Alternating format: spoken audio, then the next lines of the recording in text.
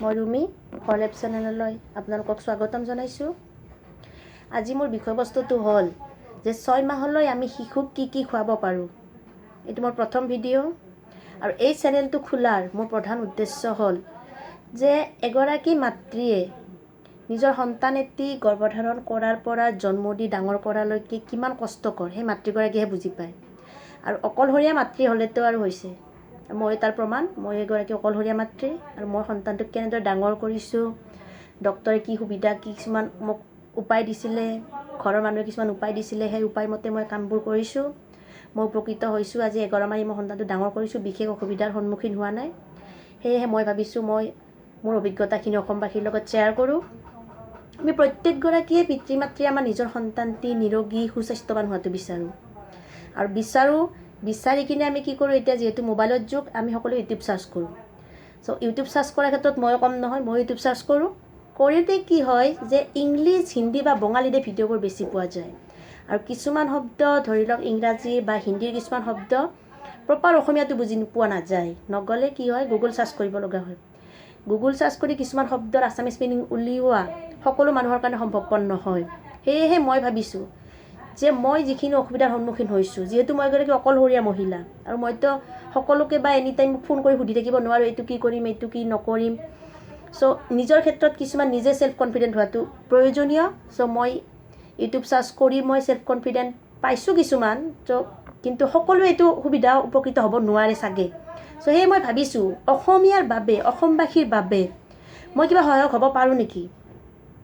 10 মাহ গৰ্ভধাৰণ কৰি 11 মাহত ছোৱালীটো ডাঙৰ কৰিলোঁ আৰু ছোৱালীটো দিয়া অভিজ্ঞতা একদম বেষ্ট ভাল উপায় কি উপায় কৰিলে আমি শিশুটিক ভালদৰে প্ৰতিপালন কৰিব পাৰিম, সেই ভাল উপায়সমূহ মই ভাবিছোঁ অসমবাসীৰ লগত শ্বেয়াৰ কৰোঁ। আৰু আপোনালোকে মোক সহায় সহযোগিতা কৰিলে মই ভাল পাম।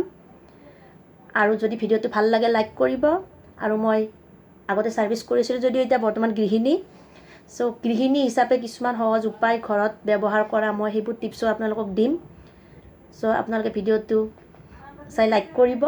যদি ভাল লাগে আকৌ দিহা পৰামৰ্শ থাকিলে মোক কমেণ্ট কৰি জনাব পাৰে। আৰু কেনেকুৱা ভিডিঅ' আপোনালোকে বিচাৰে মোক কমেণ্ট কৰি জনাব। আৰু যদি ভিডিঅ'বোৰ চাব বিচাৰে সৰ্বপ্ৰথমে তেতিয়াহ'লে ছাবস্ক্ৰাইব কৰি ল'ব চেনেলটো। এতিয়া ভিডিঅ'টোলৈ আহোঁ। ভিডিঅ'টোৰ মোৰ টপিক হ'ল যে 6 মাহলৈ আমি শিশুক কি খুৱাব পাৰোঁ। আমাৰ ডক্তৰেও কয়, আমি বা বাতৰি পাই থাকোঁ যে 6 মাহলৈ শিশুক মাত্ৰ নিজৰ দুগ্ধপানহে কৰাওক। কিন্তু এই কথা আমি প্ৰত্যেকজন মাতৃয়ে জানো, কিন্তু জানিও আমি কি কৰোঁ, শিশু এটি 3 মাহ হোৱাৰ পিছত আমি বাহিৰা বস্তু খুৱাব চেষ্টা কৰোঁ। বা আমাক আইতা বা মাহঁতেও কয় যে তোমালোকে চাউলৰ গুড়া খুৱাব পাৰা, নহ'লে মাজে মাজে পানী দিব পাৰা, বা কিছুমানে মৌ দিব কয়, কিন্তু দালি পানী দিব কয়, আকৌ ভাতৰ পানী দিব কয়। কিন্তু মই আপোনালোকক জনাওঁ যে মোক ডক্তৰেও কৈছিলে মোৰ শিশুটি লাখটাৰ ভিতৰত হয়তো চাগে এটা। কেনেকৈ ডাঙৰ কৰিছোঁ মই কেতিয়াবা আপোনালোকক ক'ম। তাইক কিছুমান টিপছত মই ডাঙৰ কৰিছোঁ, টিপছ লৈ ডাঙৰ কৰিছোঁ।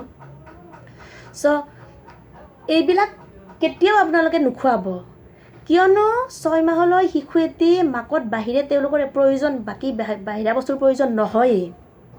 টাইমে আপুনি ধৰি লওক 2 ঘণ্টাৰ মূৰত আমাক ডক্তৰে ৰিকমেণ্ডেড কৰে যে 2 ঘণ্টাৰ মূৰে তোমালোকে মাতৃ দুগ্ধ খোৱাবা শিশুক। বা শিশুটি যদি আগতেও বিচাৰে তো আগতে দিয়াত মোৰ প্ৰব্লেম নাই। কিন্তু কিছুমানৰ ক্ষেত্ৰত এনেকুৱা হয় যে গাখীৰ নাথাকে, মই কি কৰিম। গাখীৰ নাথাকা মাতৃবিলাকৰ বাবে মই কৈছোঁ যে আপোনালোকে কেতিয়াও শুকান ভাত নাখাব, আপোনালোকে জুলীয়া ভাত খাওক। আৰু দালি ৰেগুলাৰ খাওক। দালি 3 টাইম খালেও দালি একো ক্ষতি নাই, কাৰণ দালিত বহুত প্ৰটিন থাকে। শিশুটোৰ কাৰণে ভাল দালি খোৱাটো, আৰু গাখীৰৰ কাৰণেও দালি ভাল। কিছুমানে হয়তো পানীলাও খাব দিয়ে বা তিল খাব দিয়ে।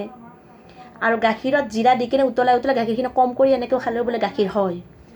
আৰু আপোনালোকে হেৰি খাব পাৰে, এইয়া হৰ্লিক্সৰো পায়, মাদাৰ হৰ্লিক্স পায়। প্লাছ মই খাইছিলোঁ এয়া বেবী এণ্ড মি, এয়া পাউডাৰ এটা খাইছিলোঁ। গৰ্ভধাৰণ কৰাৰ পৰাই খাইছিলোঁ, 5 মান্থ নে 3 মান্থৰ পৰা মোক দিছিলে। সেইটো এটা ভাল, সেইটোও খাব পাৰে। মুঠতে যিকোনো কণ্ডিশ্যনতে আপুনি নিজৰ গাখীৰ খুৱাবলৈ চেষ্টা কৰক। আৰু যদিহে নহয় যে মই নোৱাৰোঁ আৰু মোৰ গাখীৰ নহয়, তেতিয়াহ'লে আপোনালোকে বিকল্প হিচাপেহে আপুনি ফৰ্মুলা ইউজ কৰিব পাৰে। কিন্তু যিমান দূৰ সম্ভৱ আপুনি নিজৰ গাখীৰ খুৱাবলৈ চেষ্টা কৰক, নিজে খাওক। শিশুটিক যিখিনি আমি প্ৰটিন বিচাৰোঁ, কিন্তু অকল চাউলৰ গুড়া, ধৰি লওক মই অকল চাউলৰ গুড়া খুৱাম বা মই পানী খুৱাম। এতিয়া পানী খোৱাৰ প্ৰয়োজন কি আছে, কাৰণ পানীত গাখীৰ 100% গাখীৰত পানী থাকে। চ' পানী খোৱা হ'ল মানে মোৰ গাখীৰত পানীখিনি গ'ল এতিয়া মই চাউলৰ গুড়া খুৱাব দিয়ে চাউলৰ গুড়া খোৱাৰ কাৰণটো হ'ল যে চাউলৰ গুড়া থাকে বেছি টাইমলৈকে থাকিব শিশুটোৰ পেটত ত' বেছি ভোক নালাগে তো চাউলৰ গুড়া খোৱাতকৈ যদি মই যদি ভাল ভাল খাদ্য খাই কিনে শিশুটিক যদি মোৰ গাখীৰ খুৱাওঁ মোৰ গাখীৰ খোৱালে কি হ'ব চাউলত যিখিনি প্ৰ'টিন থাকে বা ভিটামিন থাকে চাউলৰ ভিটামিনখিনিতকৈ মই খোৱা প্ৰতিটো খাদ্য মইতো চব খাব পাৰোঁ চ' মই খোৱা প্ৰতিটো খাদ্যৰ ভিটামিনখিনি মোৰ গাখীৰখিনিত থাকে তো মোৰ শিশুটোৱে পালে শিশুটি সোনকালে ডেভেলপমেণ্ট হ'ল অকল চাউলৰ গুড়াতকৈ সকলো বস্তুৰে ভিটামিন প্ৰ'টিন শিশুটোৱে পালে চ' চাউলৰ গুড়া ইম্পৰ্টেণ্ট হ'ল পানী ইম্পৰ্টেণ্ট হ'ল নে মোৰ গাখীৰখিনি ইম্পৰ্টেণ্ট হ'ল এইটো এটা লাখটকীয়া প্ৰশ্ন চ' এতিয়া কেতিয়াও ভুল নকৰিব যোনে যি নকওক কিয় আপুনি কেতিয়াও নোখোৱাব আৰু কেতিয়াও ডক্তৰে নকয় যে আপুনি খুৱাব বিকল্প হিচাপে আপোনাক ফৰ্মুলা ইউজ কৰিব দিব কিন্তু ফৰ্মুলা ইউজ নকৰাই ভাল আৰু ফৰ্মুলা বেষ্ট ফৰ ছাৰ্ভিচমেনৰ কাৰণে যিবিলাক আমাৰ ছাৰ্ভিচ ওমেন থাকে যে উপায় নাই ওলাই যাব ৰাতিপুৱা গধূলিলৈকে নাহিব বা দুপৰীয়া কিছুমান স্কুলত কাম কৰাবিলাকত দুপৰীয়া আহে চ' দুপৰীয়ালৈকে শিশুতে কি খাব তো ফৰ্মুলা খুৱাবই লাগিব তাতেও কিন্তু এটা কথা আছে যে আপুনি এইবিলাক একো নোখোৱাব বাকী আপুনি ফৰ্মুলা খুৱাইছে ফৰ্মুলা খুৱাওক ন' প্ৰব্লেম চাউলৰ গুড়াৰ প্ৰয়োজন নাই পানীৰ প্ৰয়োজন নাই একো প্ৰয়োজন নাই ফৰ্মুলা খুৱাওক টাইম টু বাই ফৰ্মুলা খুৱাওক ডক্তৰে ক'ব এনেকুৱা টাইমত খুৱাওক বা ফৰ্মুলাৰ আপোনাৰ শ্লিপ এখন থাকে চব ফৰ্মুলাৰ শ্লিপখনৰ ভিতৰত ধুনীয়াকৈ লিখাই থাকে এনেকৈ খুৱাব লাগে কিমান পৰিমাণত খুৱাব লাগে মই এটা নেক্সট ভিডিঅ'ত আপোনালোকক মই বুজাই দিম বস্তুটো চ' ফৰ্মুলা খুৱাব আৰু যদি ছাৰ্ভিচবিলাকে ভাবিছে ছাৰ্ভিচ ওমেনবিলাকে ভাবিছে যে তাইটো ফৰ্মুলা এডিক্টেড হৈ গৈছে চ' ফৰ্মুলা খাই থাকক মদটো লাহে লাহে বাদ দিম ন' এইটো কেতিয়াও নকৰিব আপুনি ছাৰ্ভিচ কৰক কথা নাই সেইখিনি সময়তে ফৰ্মুলা ইউজ কৰক যিখিনি সময় আপুনি ঘৰত থাকিব যিমান পাৰে নিজৰ গাখীৰ দিবলৈ চেষ্টা কৰক এটোপ গাখীৰ অমৃতৰ সমান শিশুৰ বাবে চ' গাখীৰ একটোপ খোৱা আৰু এক গিলাচ পানী খোৱাৰ মাজত বহুত ডিফাৰেঞ্চ আছে একটোপ গাখীৰত যিখিনি পাব হয়তো এক গিলাচ পানীতো সেইখিনি নাপাব পাৰে চ' 100 বাৰ 1000 বাৰ মই কৌটিবাৰ কৈছোঁ কেতিয়াও একো নোখোৱাব মোক বহুত কৈছিলে মোক মায়ে কৈছিলে বাইদেউ কৈছিলে যে তুমি মাজে মাজে পানী খুৱাই দিবা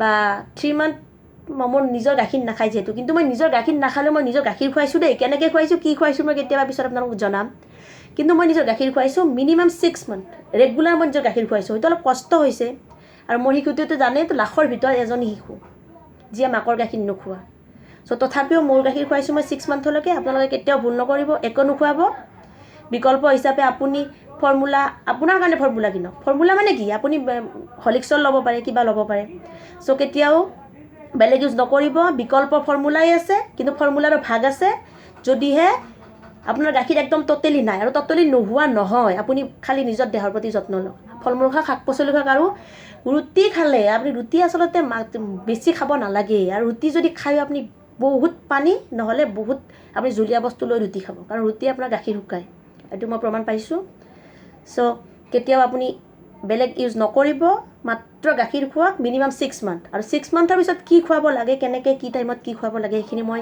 আপোনালোকক জনাম বাৰু আৰু যদি ভাল লাগিছে লাইক কৰিব আপোনালোকৰ দিহা পৰামৰ্শ দিব নাপাহৰিব দেই মই উপকৃত হ'ম এইখিনি আজিৰ বাবে ধন্যবাদ